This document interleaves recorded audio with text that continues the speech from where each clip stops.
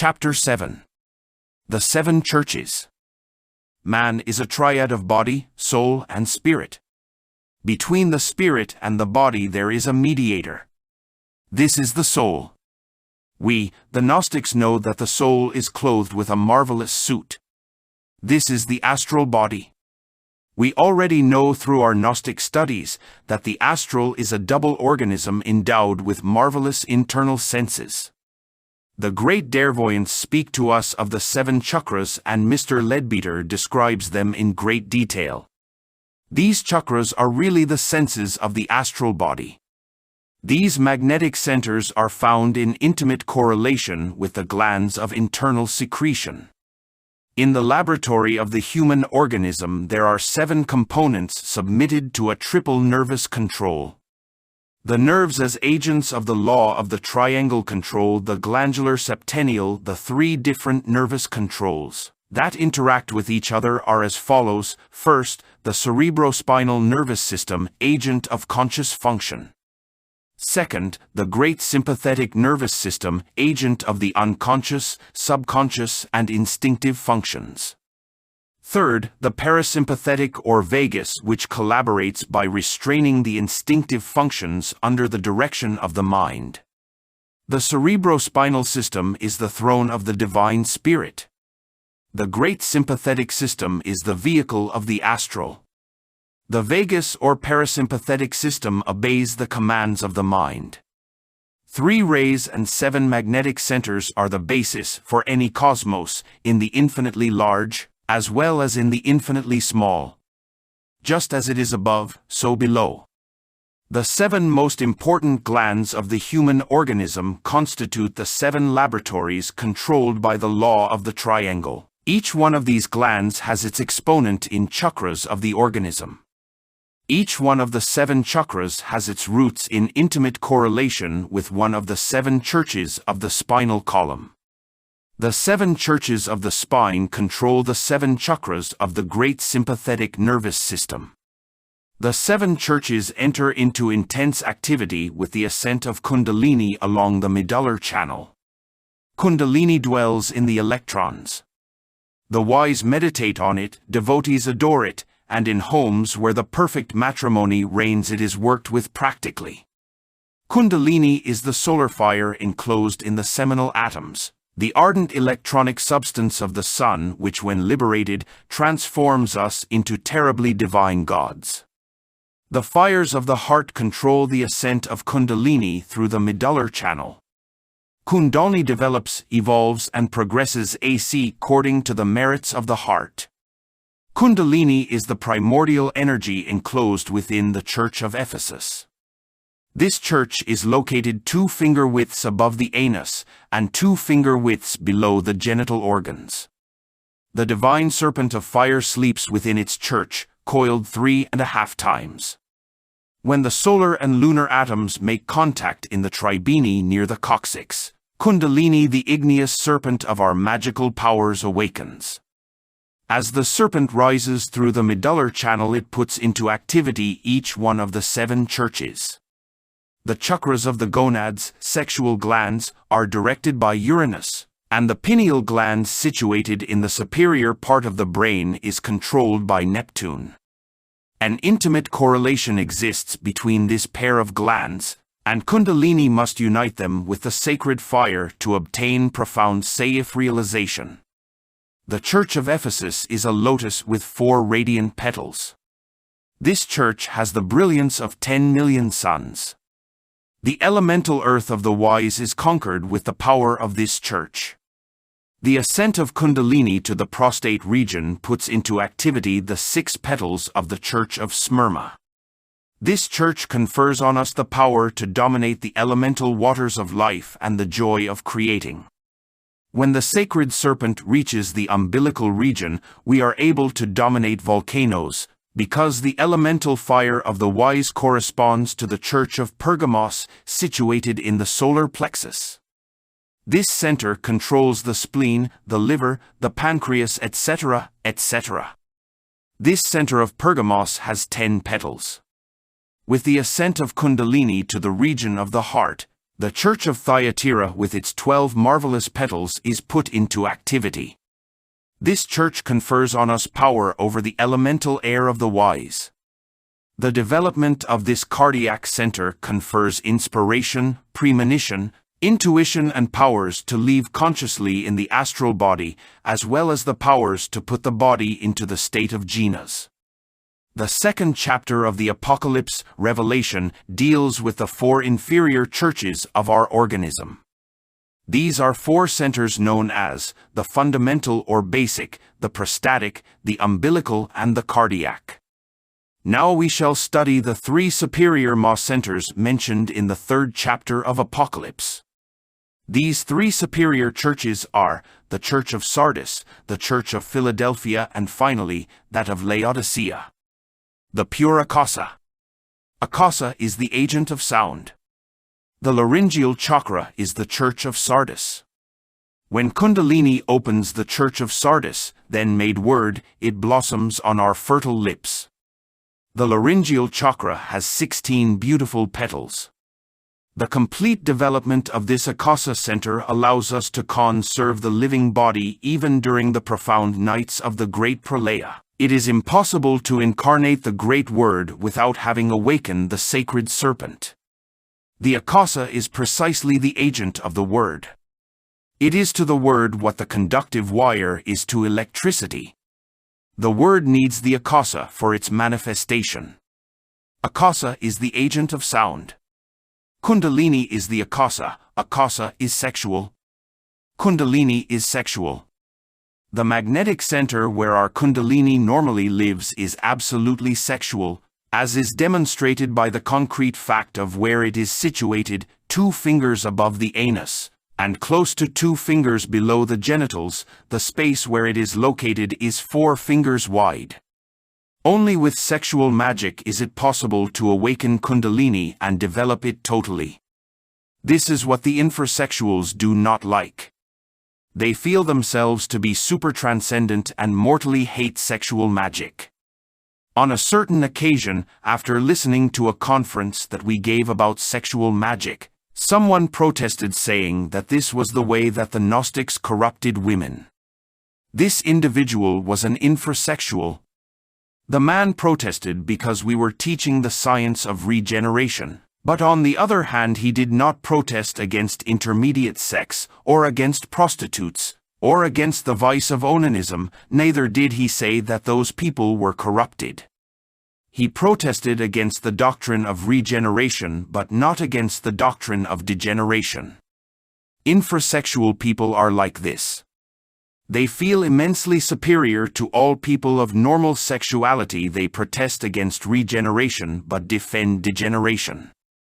Infrasexuals can never incarnate the Word. They spit into the sacred sanctuary of sex, and the law punishes them, casting them to the abyss forever. Sex is the sanctuary of the Holy Spirit. When Kundalini reaches the point between the eyebrows, the Church of Philadelphia is opened. This is the eye of wisdom. Our Father who is in secret dwells in this magnetic center. The chakra between the eyebrows has 2 fundamental petals and many, many splendorous radiations. This center is the throne of the mind. No true clairvoyant says that he is. No true clairvoyant says, I saw. The clairvoyant initiate says, we consider. Every clairvoyant needs initiation. The clairvoyant without initiation is in danger of falling into very grave error. The clairvoyant who lives recounting his visions to all the world is liable to lose his faculty. The talkative clairvoyant can also lose the equilibrium of the mind. The clairvoyant must be quiet, humble, modest. The clairvoyant should be like a child. When Kundalini reaches the level of the pineal gland, the Church of Laodicea is opened. This lotus flower has 1,000 brilliant petals. The pineal gland is influenced by Neptune. When this church is opened, we receive polyvision, intuition, etc. The pineal is intimately related to the chakras of the gonads or sexual glands. The greater the degree of sexual potency, the greater the degree of development of the pineal gland. The lesser the degree of sexual potency, the lesser is the development of the pineal gland. Uranus in the sexual organs, arid Neptune in the pineal gland unites to take us to total realization. In the schools of regeneration, so mortally hated by infrasexuals, we are taught how to work practically with the science of Uranus and Neptune. The way of Tao includes 3 ways, being itself the 4th way. Much has been said about the 4 paths. We, the Gnostics, are fully aware that we follow the 4th path. During the sexual act we transmute the brutal instincts of the physical body into will, the passionate emotions of the astral into love, the mental impulses into comprehension, and we as spirits realize the great work. Thus we travel the 4 ways in practice. We do not need to become fakirs for the 1st way, nor monks for the 2nd, nor scholars for the 3rd. The path of the perfect matrimony enables us to traverse the 4 ways during the sexual act itself. From the 1st to the 7th verse, Apocalypse speaks about the coccygeal center. The Church of Ephesus is in this center. The igneous serpent is found coiled 3.5 times in this creative center. Whoever awakens it and makes it rise through the spinal column receives the flaming sword and then enters Eden.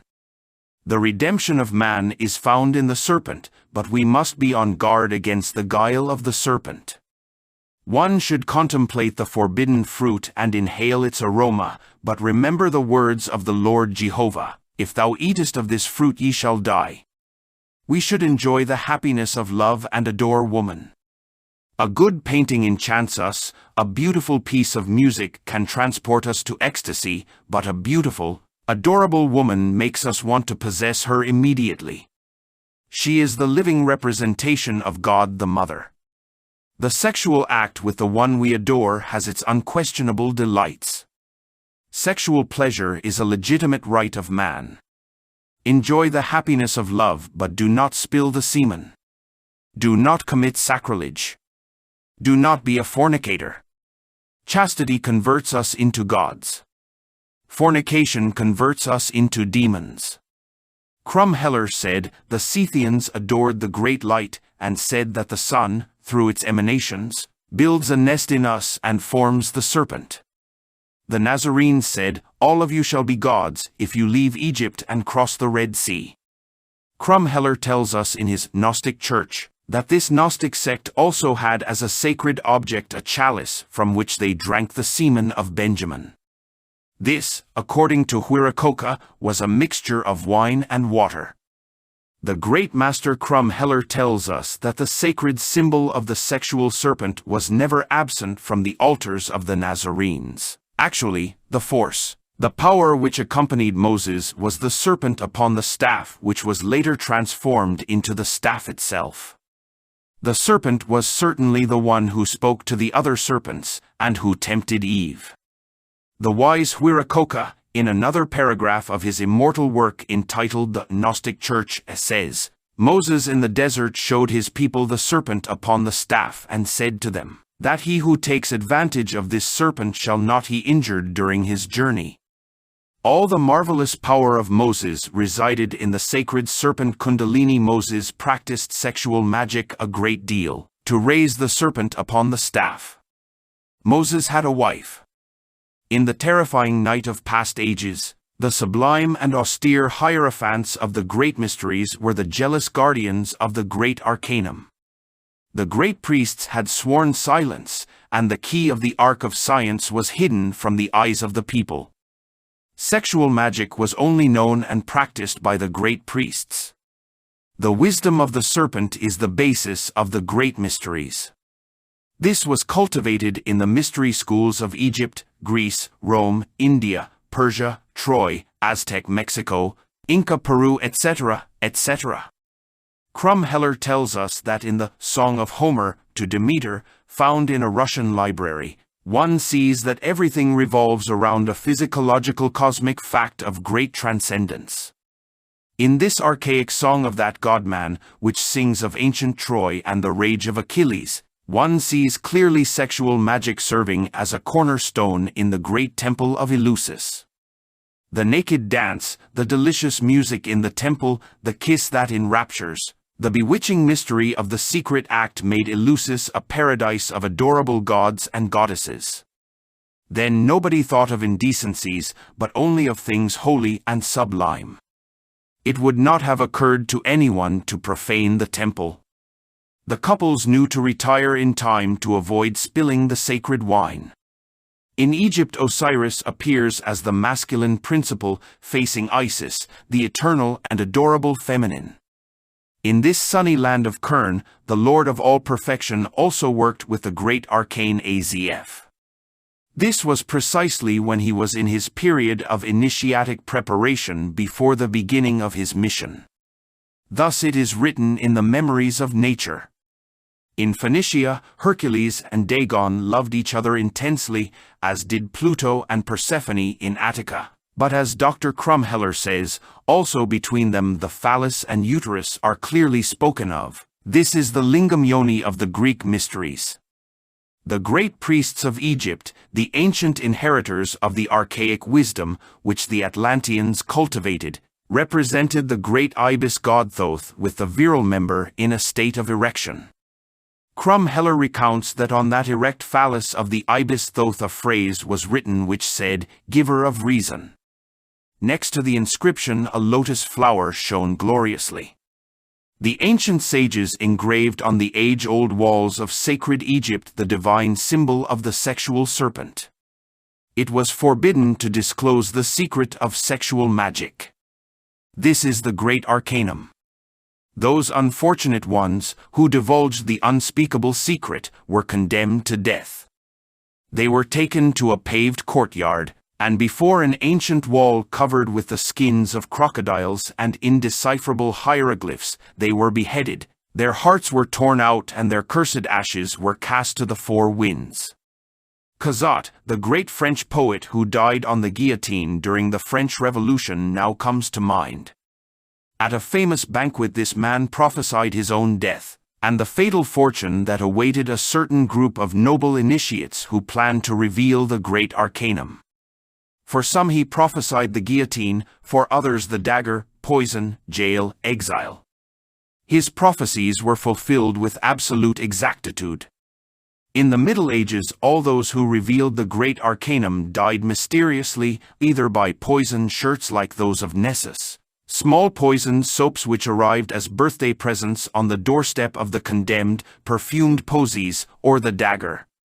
The great arcanum is the key of all powers and the key of all empires.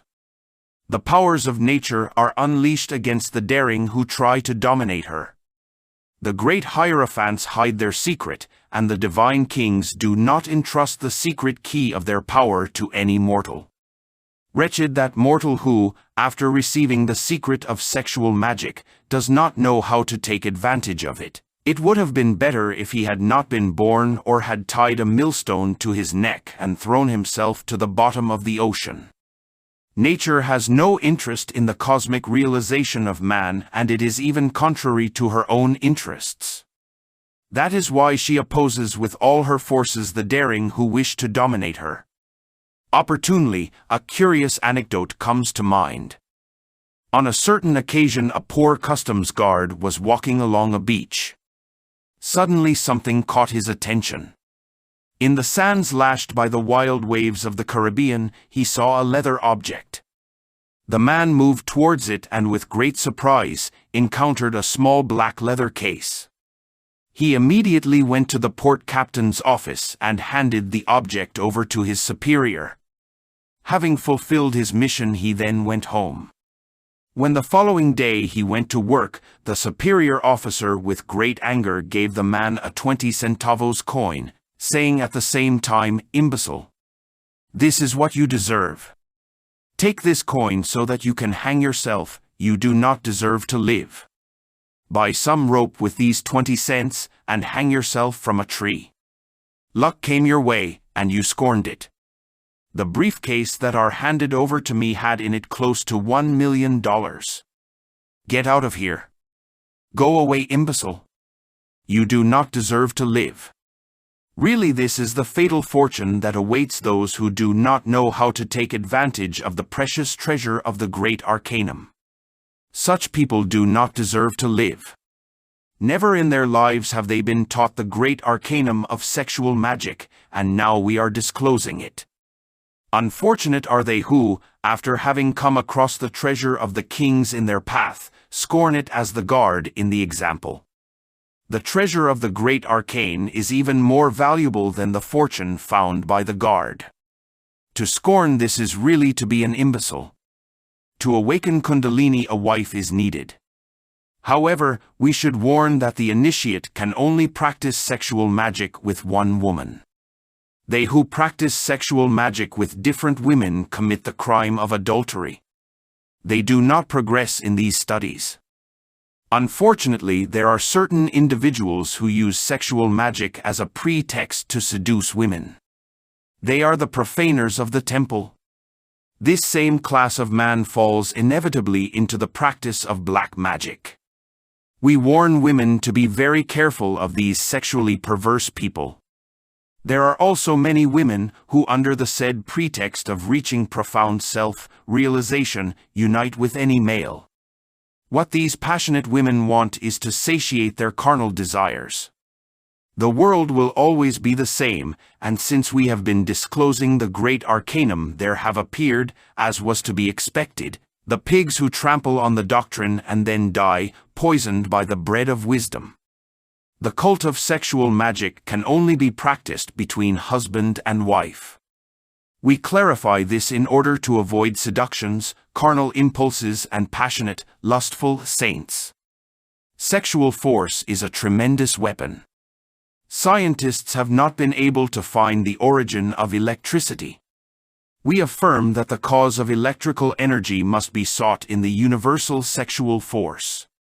This force not only resides in the organs of sexuality, but also in all the atoms and electrons of the universe. The light of the sun is a product of sexuality. An atom of hydrogen sexually unites with an atom of carbon to produce solar light. Hydrogen is masculine, carbon, feminine. Solar light is the result of the sexual union of both. The studies of the processes of carbon are very interesting. These processes are the gestation of light. The cause causorum of electricity should be sought in the universal serpentine fire. That fire dwells in the electrons. The wise meditate on it, mystics adore it, and those who follow the path of the perfect matrimony work with it practically. The sexual force in the hands of white magicians and black magicians is a tremendous weapon. Thought draws the sexual fluid to the spinal column to deposit it in its respective bursa. With the fatal spilling of this fluid, billions of solar atoms are lost. The movement of sexual contraction that follows the spilling of the semen gathers from the atomic infernos of man billions of satanic atoms, which replace the lost solar atoms. In this way we form the devil within us. When we refrain the sexual impulse, then the marvelous fluid returns to the astral body, multiplying its ineffable splendors. In this way we form Christ within us. Thus, with sexual energy, we can form within ourselves Christ or the devil. The great Master, in his capacity as cosmic Christ incarnate, said, "I am the bread of life. I am the living bread. If any man eat of this bread, he shall live forever. Whoso eateth my flesh, and drinketh my blood, hath eternal life, and I will raise him up at the last day. He that eateth my flesh, and drinketh my blood, dwelleth in me, and I in him." Christ is the solar soul, the living spirit of the sun. He, with his life, makes the ear of wheat grow, and in the grain, in the seed is enclosed all the potency of the solar logos. Every vegetable, animal, or human seed contains the cryptic substance of the solar logos, unclosed as if within a precious casket.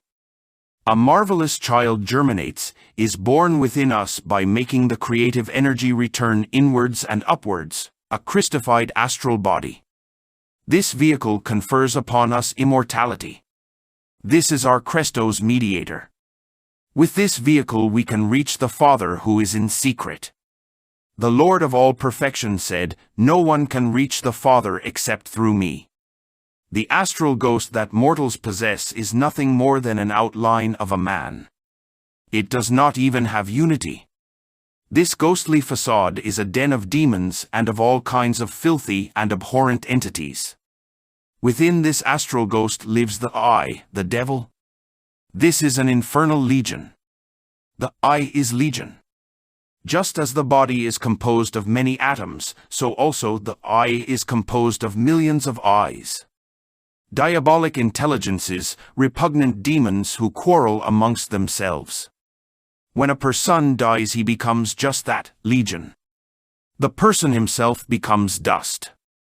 Only that remains alive, the legion of eyes. Clairvoyants usually meet the disincarnated dressed differently and appearing simultaneously in different places. The person seems to have become many people is legion. Nevertheless, when we have given birth within us to the cryptic astral body, we continue after death living in that sidereal body. Then we are really immortal. Those people who possess the cryptic astral body find after death that they have the consciousness awake. Ordinary disincarnated people live after death with the consciousness asleep. Death is really a return to fetal conception. Death is the return to the seed. Everyone who dies returns to a new maternal womb totally unconscious, asleep. People do not even have the soul incarnated. The souls of people are disincarnated. The only thing people have incarnated is an embryo of soul. Evil people have not even incarnated this embryo of soul. Only by possessing the Christified astral body can we incarnate soul. Ordinary people are only the vehicle of the I.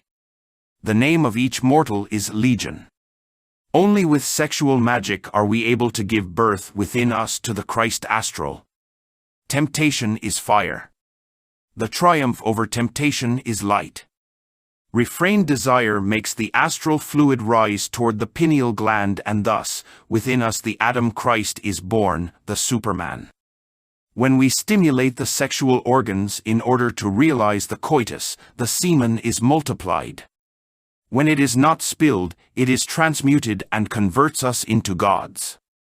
The sexual fire is the sword with which the internal God combats the tenebrous. All those who practice sexual magic open the 7 churches. Anyone who, after having worked with Kundalini, spills the semen, inevitably fails because Kundalini then descends 1 or more vertebrae according to the magnitude of the fault. We must struggle until we attain perfect chastity, because if not I will come unto thee quickly, and I will remove your candlestick from its place, if you do not repent. The vapor which arises from the seminal system opens the inferior orifice of the spinal column so that the sacred serpent may enter via it. This orifice is closed in ordinary people. The seminal vapor of black magicians is directed towards the abyss. The seminal vapor of white magicians is raised towards the heavens. To open the Church of Ephesus means to awaken Kundalini. The color of this center is dirty red in the libertine, yellowish red in the initiate, and blue-purple red in the mystic initiate. The solar and lunar atoms arise from the seminal system. The seminal vapors have as a base the atoms of the sun and the moon. The seminal vapors are transmuted into energy. The energies bipolarize into positive and negative, solar and lunar. These energies rise through the sympathetic channels of Ida and Pingla to the chalice. This chalice is the brain. The semen, already totally converted into energies, rises through the 2 sympathetic channels which are the 2 witnesses of apocalypse, the 2 olives of the temple, the 2 candelabra which are before the god of the earth, the 2 serpents which are entwined on the rod of the caduceus of Mercury. When their tails touch, the solar and lunar atoms make contact in the coccyx near the tribene. Then Kundalini awakens. The igneous serpent of our magical powers leaves the membranous pocket where it was enclosed and ascends through the medulla channel, To the chalice, the cerebrum. From the medullar channel issue certain nervous threads that connect the 7 chakras or sympathetic plexus with the spinal column. The sacred fire activates the 7 magnetic centers. Kundalini coordinates the activity of the 7 chakras in a marvelous way. All this could be represented by a staff with 7 beautiful, fragrant roses. The staff represents the spinal column and the 7 roses represent the 7 chakras or magnetic centers. The delicate stems of these 7 roses of ardent fire are the fine threads that unite them with the spinal column. In the semen, the powers of light fight against the powers of darkness. The advent of the fire is the most grandiose event of the perfect matrimony. The center in which the serpent is found coiled has 4 petals, of which only 2 are in activity. With initiation, the other 2 are activated. The prostatic chakra has 6 most precious colors: red, orange, yellow, green, blue and violet. This is the Church of Smyrna. This center is extremely important to the magician. With this center we control the sexual act. This is the magnetic center of practical magic. The third center is the Church of Pergamos. This is the brain of the emotions. Established within the human organism, we have a true wireless station. The receptor is the umbilical center. The transmitting antenna is the pineal gland. The mental waves of those who think of us reach the umbilical center or emotional brain and then pass to the cerebrum, where we are made conscious of those thoughts. The Church of Thyatira, the 4th center, is worthy of much admiration. The cardia or cardiac center is intimately related with the heart of the solar system. Man is a universe in miniature. If we want to study the universe, we should study man. In the universe we discover man. In man we discover the universe. The solar system seen from afar really resembles a glorious man walking through the unalterable infinite. There, all time has been converted into a living form full of ineffable music, the music of the spheres. An instant of perception of this celestial man is 80 years. The heart of this celestial man is really found in the center of the solar disk. Those who know how to travel consciously and positively in the astral body can visit that temple. A gigantic abyss, blacker than night, leads to the sanctuary. Few are they who have valor to descend through that fatal abyss. In the frightening depths of that solar abyss, one can perceive terrible things, scorching flames, the terror of mystery. Whosoever has valor to descend through there will find the vestibule of the sanctuary. An adept will bless them with an olive branch. Happy are they who can obtain entry into the secret place. A narrow passage leads the beloved disciple to the secret place of the sanctuary. That is the cardia of the solar system. In that sacred place live the 7 saints. They are the governors of the 7 solar rays. The most important ray is that of Kundalini or serpentine fire that shines intensely at dawn. Every perfect matrimony should practice sexual magic in the dawn. The solar system is the body of a great being. He is all perfection. The heart of this great being is in the sun. The chakra of the heart has 12 petals, 6 active and 6 inactive. With the sacred fire, all 12 petals enter into activity. We should work on the heart by means of intense prayer. The 5th center is the Church of Sardis. This is the center of the creative larynx. This is the lotus of 16 petals. When the human being puts this lotus into activity by means of the fire, he then receives the magic ear. The sacred fire becomes creative in the throat. The angels create with the power of the word. The fire blossoms on the fertile lips, made word. The initiate is capable of creating anything with thought and then to materialize it with the word. The subject of hearing with the magic ear has not been well defined by occultists. We should point out that whoever has the magic ear is really able to hear, to perceive almost physically, or better said in a form similar to the physical. The magical ear permits us to hear the angels. When the totality of the creative energy rises to the brain, we rise to the angelic state. Then we create with the power of the word. We do not reach these heights by means of the mechanical evolution of nature. Evolution is the movement of universal life, but this does not take anyone to the angelic state. Nature is not interested in the Superman. Nature contains all the possibilities, but the Superman is even contrary to her vested interests. The most terrible forces of nature oppose the birth of the Superman. The angel, the Superman, is the result of a tremendous revolution of consciousness. Nobody is obliged to help the individual in this revolution. This is a very intimate question for each one. The problem is absolutely sexual. The sword must be drawn, and we must fight the terrible forces of nature that oppose the birth of the Superman. When the sacred fire opens the frontal chakra, which is the Church of Philadelphia with its 2 marvelous petals and its immeasurable brilliance, then we can see clairvoyantly. People are accustomed to live theorizing and swearing to things that they have never seen. It is necessary to awaken clairvoyance to see the great internal realities. The frontal chakra is the throne of the mind. When study and clairvoyance advance in a balanced and harmonious form, then we enter the temple of true wisdom. Many affirm what they have read, repeating borrowed enlightenment. This class of people believe that they know, but have never seen that which they have read. They are repeating like parrots, that is all. These people do not know anything. They are ignorant people. They are erudite ignoramuses. To know one must first be. Clairvoyance is the eye of the being. Being and knowing should advance in a parallel and balanced manner. Those who have read a great deal of occultism feel that they are wise. If these poor people have not seen what they have read, one can be quite sure they know absolutely nothing. There are seers of all types in the world. The true clairvoyant never goes about saying so.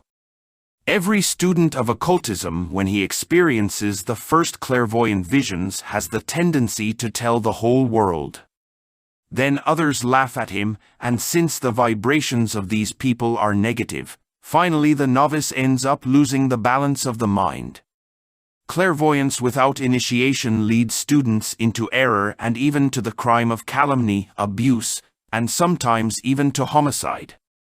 Someone who has flashes of clairvoyance sees, for example, his wife in astral committing adultery with a friend. If the seer does not have initiation, and if he is jealous, he could then assassinate his wife or his friend, although the unfortunate one may be a saint or his friend may be true and loyal. One must take into account that in the astral the human being is legion, and each pluralized I repeats actions committed in previous lives. The great masters of the White Lodge have been calumniated by seers. Every master has a double exactly the same as him. If the master preaches chastity, his double preaches fornication. If a master does good works, his double does bad. He is exactly his antithesis. In all these things we can only trust those clairvoyants who have reached the 5th initiation of major mysteries. Furthermore, we should keep in mind that before the 5th initiation of major mysteries, the human being does not have his Christified vehicles at his disposal to serve as the temple of his internal God. Neither the soul nor the Christ can enter people who do not have the vehicles in order. Whoever has not incarnated his soul does not have real existence. It is a legion of eyes that struggle to manifest themselves through the body of man. At times the drinking eye acts, at others the smoking eye, the killing eye, the stealing eye, the loving eye, etc., etc. Conflict exists between these eyes.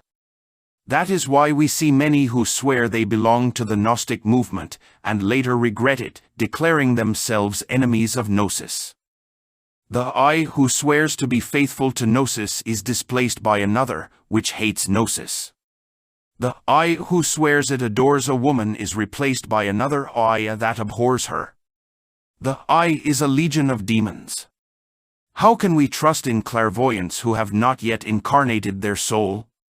The man who has not incarnated his soul still does not have moral responsibility. How could we possibly trust in demons? Students of Gnosis must be very careful of those who go about declaring themselves seers and prophesying to the people. The true clairvoyant never says so. The masters of the fifth initiation of major mysteries are very humble and quiet. No student of occultism is a master. Only those who have obtained the fifth initiation of major mysteries are true masters. Nobody is a master before the fifth initiation. The last lotus flower to open is the Church of Laodicea. This lotus flower has 1,000 petals. This lotus flower shines gloriously upon the heads of the saints. When Kundalini reaches the pineal gland, this marvelous flower opens. This is the eye of polyvision, the diamond eye. With this faculty we can study the memory of nature. This is the divine eye of the spirit. The first sacred serpent then passes from the pineal gland to the eye of wisdom located between the two eyebrows.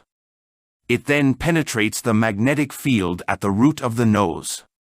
When it touches the atom of the Father situated in that place, then the first initiation of major mysteries takes place. No one is master for the single fact of having received the first initiation of major mysteries. This only means that one more has entered the current that leads to nirvana. The student must raise the 7 serpents in successive order. The second serpent pertains to the vital body, the third to the astral, the fourth to the mental, and the fifth to the causal. The 6th and 7th serpents are of the conscious soul and of the divine spirit. To each of the 7 serpents there corresponds an initiation of the major mysteries. There are 7 serpents. 2 groups of 3, with the sublime coronation of the 7th tongue of fire that unites us with the One, with the Law, with the Father. We must open the 7 churches on each plane of cosmic consciousness. During the initiation, the devotee should receive the stigmata of the Christ. Each one of his internal vehicles should be crucified and stygianatized. The stigmata are given to man according to his merits. Each stigmata has its esoteric trials. The first stigmata received are those of the hands, and the trials in order to receive them are very painful. Precious stones also play a very important role in the initiation, and the foundations of the wall of the city were garnished with all manner of precious stones. The first foundation was jasper, the second, sapphire, the third, a chalcedony, the fourth, an emerald, the fifth, sardonyx, the sixth, sardis, the seventh, chrysolite, the eighth, beryl, the ninth, a topaz, the 10th, a chrysoprasus, the 11th, a hyacinth, the 12th, an amethyst. Apocalypse says, I am Alpha and Omega. I will give unto him that is athirst of the fountain of the water of life freely. I am Alpha and Omega. Blessed be they who cleanse their garments, the 7 bodies, in the blood of the Lamb, Christonic semen, in order to enter through the doors of the city. Yet, really, how few are they who achieve high initiation? Very few are they who are capable even of kissing the whip of the executioner. To kiss the hand that strikes us is very difficult and yet urgent for those who to attain high initiation. Christ said, of the 1,000 who look for me, 1 finds me, of the 1,000 who find me, 1 will follow me, of the thousands who follow me, 1 is mine. The worst thing is that those who have read much occultism and who have belonged to many schools are full of platitudinous sanctity. They believe themselves to be very saintly and wise, although they presume to be humble. These poor brothers are further from the altar of initiation than the profane. Whoever wishes to reach high initiation must begin by recognizing that within he is perverse. Whoever recognizes his evil is on the path of realization. Remember that within the incense of prayer the crime also hides. This is difficult for those who have read a great deal. These people feel themselves to be full of sanctity and wisdom. When they have sparks of clairvoyance, and then they are intolerable because they declare themselves masters of wisdom. Naturally, people like these are sure candidates for the abyss and for the second death. The abyss is full of sincerely mistaken individuals and persons with very good intentions. When the initiate has made part of his creative fire emerge from the head, he casts his crown at the feet of the Lamb. St. John speaks of the 24 elders who cast their crowns before the throne of the Lord. Apocalypse describes the horseman of chapter 19 with a band at his thigh. On the band is written with sacred characters the phrase, King of Kings and Lord of Lords. Really, the king is not in the forehead, but rather in the sex. Rasputin, drunk with wine, would strike the tables of the orgy with the sexual phallus, saying, "This is the king of the world." Happy are the couples who know how to love. With the sexual act we open the 7 churches of Apocalypse, and we transform ourselves into gods. The 7 chakras resound with the powerful Egyptian mantram Fe. Uin. Dagj, the last word being guttural. The perfect exercise of the 7 churches, the complete priesthood, is realized in a state of jhanas. The great magicians know how to place the body in a state of jhanas. Then they practice all the priesthood of the 7 churches. When Jesus walked upon the sea, he had his body in a state of jhanas. In this state we are omnipotent gods. There is a mysterious chakra in the umbilical region that the magician uses for his states of jhanas. Every magician who finds himself far from his physical body, if he uses the power of this chakra, can beg his internal God thus, "My Lord, my God, I beg you to bring me my body." The internal God can bring the physical body to the magician in a state of jhanas, that is to say, immersed within the astral plane. In these moments the mysterious chakra of the science of jhanas revolves. Whoever wants to learn the science of jhanas should study the Yellow Book. There we teach that mysterious science. The 7 churches confer upon us the power over the fire, air, water, and earth.